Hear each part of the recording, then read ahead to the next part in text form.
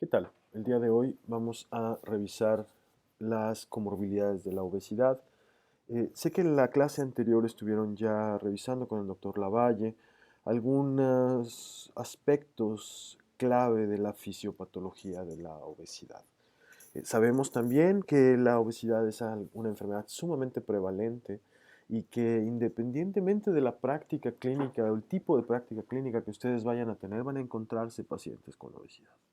Quisiera hacer primero una reflexión histórica. Esta es Adolphe Quetelet, es un estadístico que vivió, como ustedes pueden ver ahí, hace muchos años, murió en 1874 y su legado, el índice de masa corporal, sigue siendo utilizado. Quisiera mostrarles ahí esta estatua de Adolphe Quetelet que está eh, en Bélgica.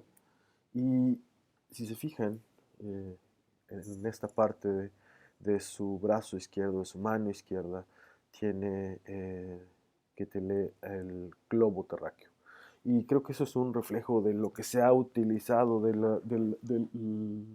la amplia utilización del índice de masa corporal para tratar de definir una enfermedad como puede ser la obesidad. Quisiera eh, durante los siguientes minutos reflexionar un poco del índice de masa corporal y su utilidad. Si bien es cierto que, como platicábamos hace unos segundos, que Tele falleció en 1870 y algo, fue hasta 1985 cuando la Conferencia del Desarrollo de Consenso de la National Health Institute hizo un grupo que evaluaba las implicaciones de la salud de la obesidad y se hizo la recomendación de que los médicos adoptásemos el índice de masa corporal como la medición estándar para evaluar los pacientes por sobrepeso y obesidad.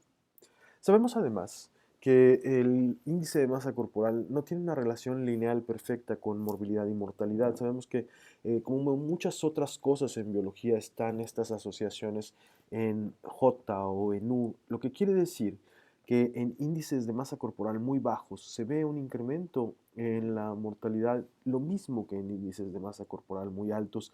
Y aquí pueden ver tanto en hombres como en mujeres, independientemente del estado de tabaquismo, que eran los datos que se presentaban en este artículo.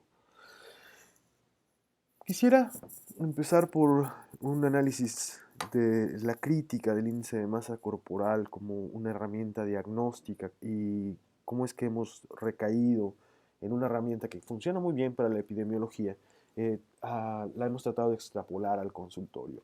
Y vamos a poner como ejemplo dos casos. Imaginen que están ustedes en la consulta, que tienen ya su primera consulta después de haber salido del servicio social, abren su consultorio y la primera paciente que llega es una mujer de 33 años. Tiene un índice de masa corporal de 35.6, se las pasan ya pesaditas su asistente. Y esta mujer de 33 años tiene obesidad central. Al interrogarla, se dan cuenta ustedes que tiene síndrome de ovario poliquístico, que tiene una fuerte historia familiar de diabetes, trae algunos exámenes de laboratorio ya por ahí y tiene una curva de tolerancia oral a la glucosa en la que reúne el criterio diagnóstico de diabetes, tiene hipertrigliceridemia y se encuentran con que tiene hipertensión arterial, la exploración física. Cuando empiezan a evaluar un poco más estos interrogatorios, pues se dan cuenta en el estilo de vida que su paciente tiene una ocupación de riesgo, que es un cocinero, que no hace actividad física, que no tiene horarios de alimento, sin embargo está expuesta y probando alimentos todo el día.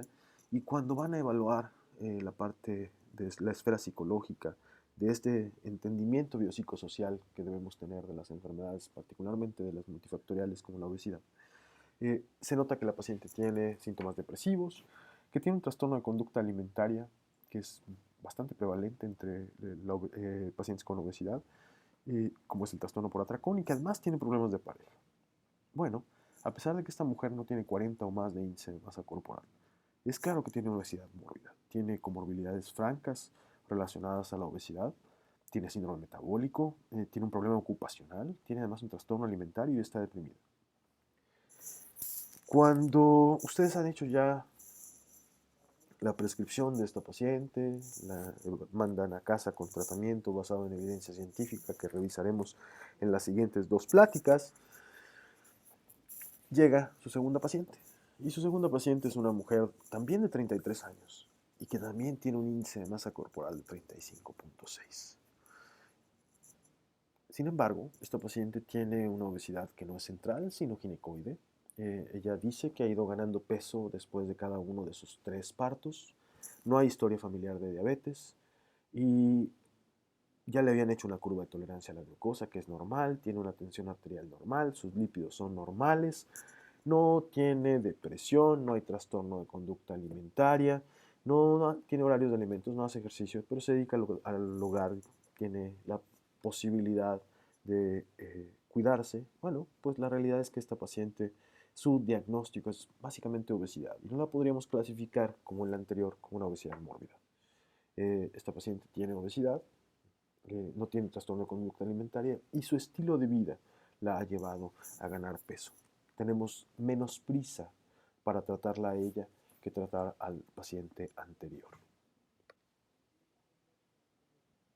Por lo tanto, si utilizamos el índice de masa corporal para clasificar estos casos, estaríamos poniéndolos a los dos en exactamente la misma clase. Caerían como una obesidad clase 2. Esta clasificación yo creo que todos la conocen, ya la deben haber leído. Pacientes con bajo peso tendrán un índice de masa corporal de menos de 18.5, el intervalo normal es entre 18,5 y 24.9, aquellos igual o mayor a 25 tendrán sobrepeso, si tienen 30 a 34.9, obesidad clase 1, si tienen 35 a 39.9, clase 2 y más de 40, clase 3 o obesidad mórbida. No cabe duda de que necesitamos mejores formas de clasificar y estadificar a la obesidad. Y les voy a traer aquí dos propuestas relativamente recientes para clasificar y estadificar la obesidad. La primera es la Edmonton Obesity Staging System y la segunda es una propuesta del American College of Clinical Endocrinologists que trata de renombrar la obesidad como ABCD. Es más bien un marco para estudiarla y evaluar sus comorbilidades, pero quisiera que si se llevan ya un mensaje para ver a sus pacientes con diabetes, discúlpeme, para ver a sus pacientes con obesidad, en relación a la presencia de comorbilidades en 3 esferas que son esenciales, pues estaríamos ya haciendo las cosas diferentes para concientizarnos en cuanto al manejo del paciente con obesidad. Tenemos aquí el abanico que explica la clasificación del Edmonton Obesity Staging System. El estadio 0 habla de ninguna condición asociada a la obesidad, tanto en la esfera médica como en la esfera mental o la esfera funcional. Y estas 3 esferas son las que se utilizan para llevar al paciente del 0, 1, 2, 3 y 4. Estamos muy poco acostumbrados a hablar del paciente con obesidad en estadio terminal. Sin embargo, es cada vez más frecuente que veamos pacientes que tienen tal grado de daño a órganos blanco o a su capacidad funcional que son incapaces de recibir ya un tratamiento que les mejore su calidad de vida y o sus condiciones médicas. Podemos ver ahí que habla de factores en el estadio 1, por ejemplo, afecciones leves, funcionales o mentales y factores de riesgo, factores preclínicos en el área médica. En el estadio 2 habla de comorbilidades ya establecidas, que ya no son factores de riesgo y que tienen además una intensidad moderada. En el estadio 3 habla de daño a órgano blanco a partir de las comorbilidades y o afecciones severas en el caso de lo mental y funcional. Y en el estadio 4 habla de etapas terminales de cualquiera de estas. Y quisiera utilizar el ejemplo de la hipertensión inicialmente como una forma de utilizar esta Edmonton Obesity Staging System. Si la clasificación de la hipertensión la tuviéramos que insertar aquí, sería, por ejemplo, una presión arterial normal como el estadio 0. Alguien con prehipertensión, como la conocíamos hasta hace algún poco tiempo, sería estadio 1. Alguien con hipertensión establecida sería estadio 2. Alguien que tiene hipertrofia ventrículo izquierdo o enfermedad coronaria sería estadio 3. Y alguien que tiene una condición irreversible que le incapacita como la falla cardíaca sería el estadio 4. En la siguiente vamos a evaluar ahora otro ejemplo de cómo utilizar este Edmonton Obesity Staging System, y sería el caso de la diabetes tipo 2 como una comorbilidad relacionada a la obesidad. Empezaremos por el estadio 0, donde sería alguien que tiene una glucosa normal. El estadio 1 sería alguien que tiene intolerancia a la glucosa o glucosa de ayuno anormal. El estadio 2 sería alguien que tiene diabetes tipo 2 establecida.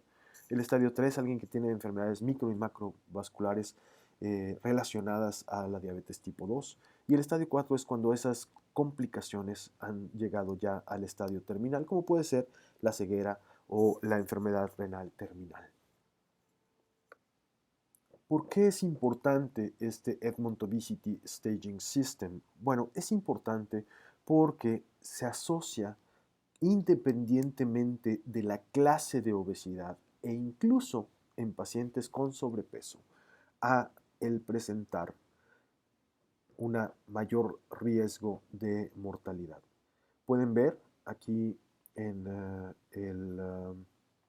gráfica cómo es que los pacientes, independientemente de su estadio funcional, tienen un mayor riesgo de mortalidad conforme progresan en la evaluación de la escala de estadios o en el sistema de estadios de Edmonton para clasificación o estadificación de la obesidad. ¿De qué se trata este Edmonton Obesity Staging System? Esta herramienta que está disponible en internet y que además se las vamos a poner en la plataforma para que la tengan a la mano y la puedan descargar y la puedan tener para que cada vez que vean un paciente en su consulta, en sus historias clínicas, utilicen esta clasificación. Voy a tratar de poner 3 ejemplos y algunos de ellos vienen ya aquí aclarados. El primero sería alguien en un estadio 0 de obesidad. Ahí, bueno, pues no hay signos de factores de riesgo relacionados a obesidad, no tiene síntomas físicos, no tiene síntomas psicológicos, no tiene problemas funcionales.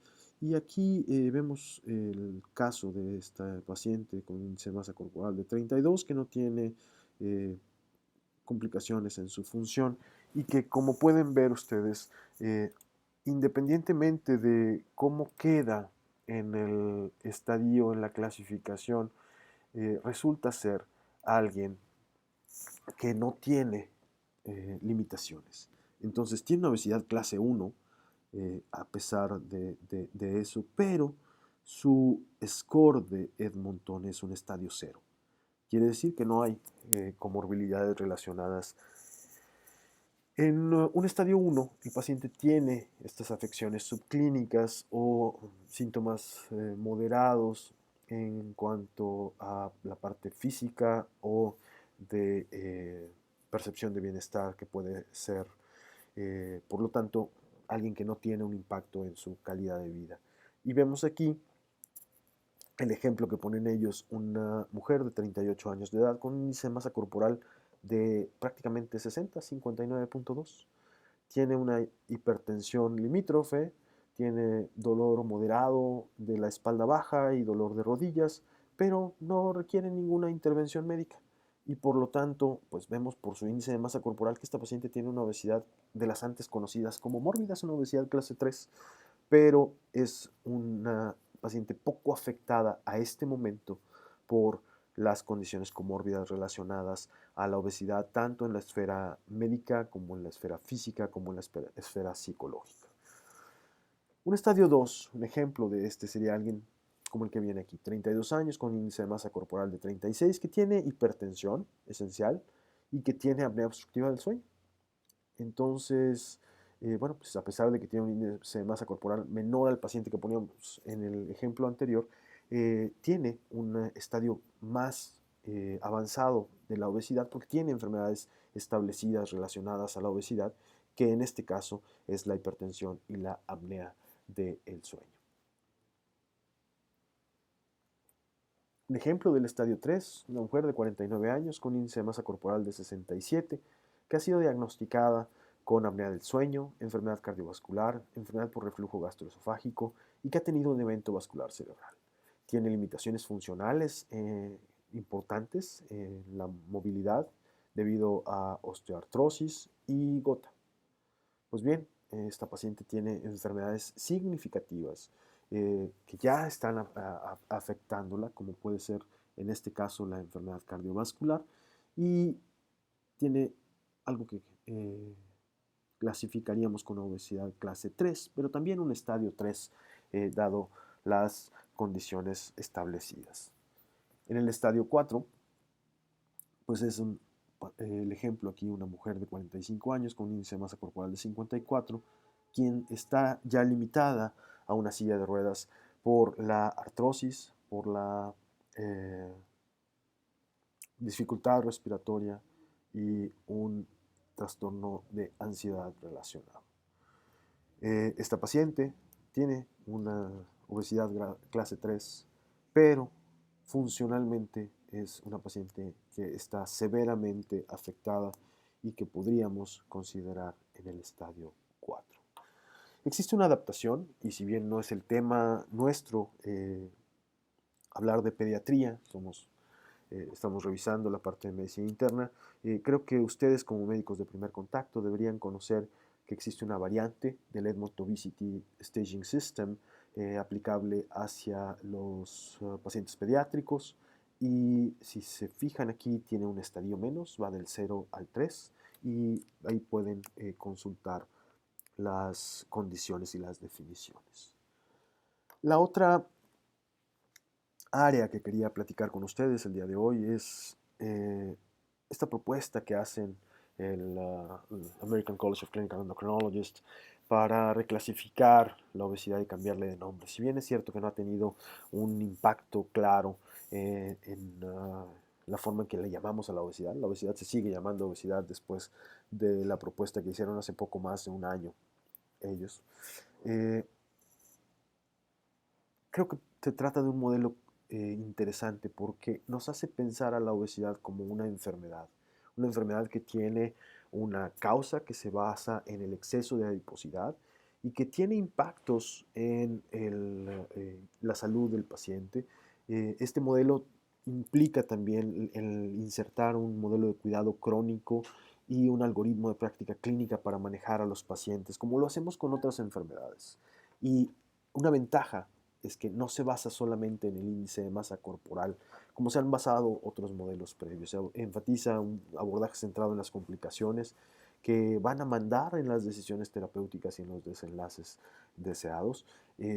Voy a ponerles también en la plataforma el artículo para que lo lean. Me parece algo que deben conocer como médicos de primer contacto, porque esta forma, este marco conceptual para entender a la obesidad ha ido cambiando y va a seguir cambiando. Y seguramente en 4 años que ustedes estén ya insertándose en su práctica clínica, van a tener algo diferente, una herramienta diferente para entender a la obesidad.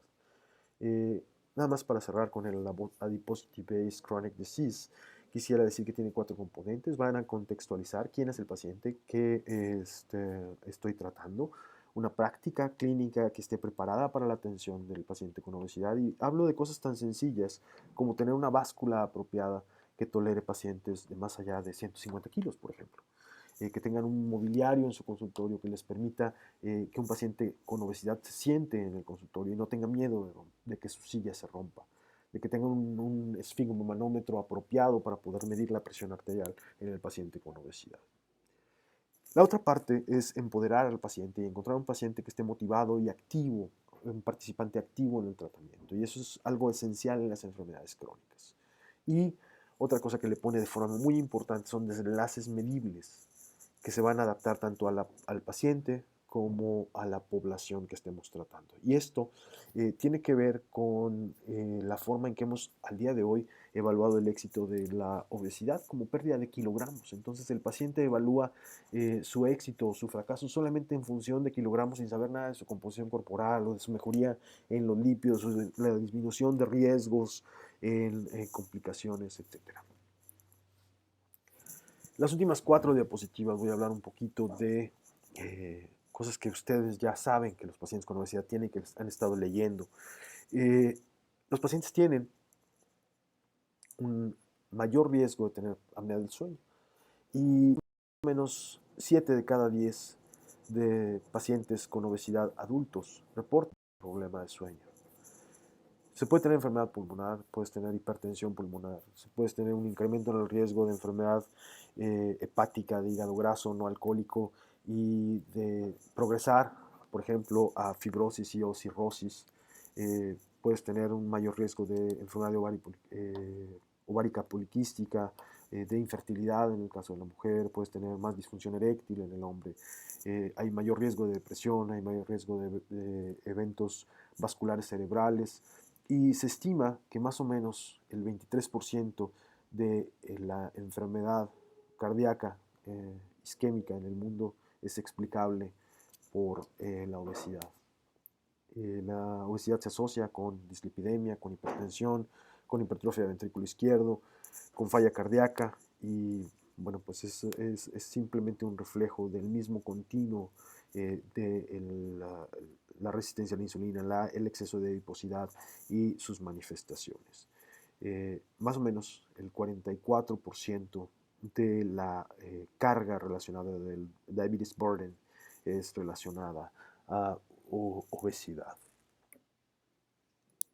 Y si le quieren poner aquí riesgos relativos entre hombre y mujer, bueno, la mujer tiene 12.4 más veces riesgo de desarrollar diabetes tipo 2 cuando tiene obesidad, que si no lo tiene. Y ahí ven, por ejemplo, enfermedad cardíaca congestiva, ven stroke, ven enfermedad de vía biliar, y todos ellos son condiciones comórbidas que se presentan más prevalentes en pacientes con obesidad. Por supuesto que si utilizamos el índice de masa corporal en poblaciones, va a identificar mejor quién tiene mayor riesgo de desarrollar diabetes tipo 2. Y podemos hacer y diseñar e implementar estrategias de salud pública o políticas de salud pública que puedan reducir el riesgo. En el consultorio esto no siempre es cierto y el índice de masa corporal no tiene una relación tan perfecta de un individuo a otro. Lo que sí sabemos es que mi paciente que está enfrente de mí tiene una mayor probabilidad de comportarse como las poblaciones. Si alguien que tiene el índice de masa corporal superior a 35, pues tiene más de 100 veces, o sea, más del 100% de probabilidad de desarrollar diabetes tipo 2 comparado con alguien que no tuviera diabetes o que, que no tuviera obesidad o que estuviera en el índice de masa corporal de referencia, que en este caso es entre 20 y 23, como pueden ver en esa gráfica a partir del estudio del Dr. Collins. Otras comorbilidades de las que hablamos menos, pero que también se presentan en el paciente con obesidad y que son factores de riesgo para desarrollarlas, son las neoplasias malignas.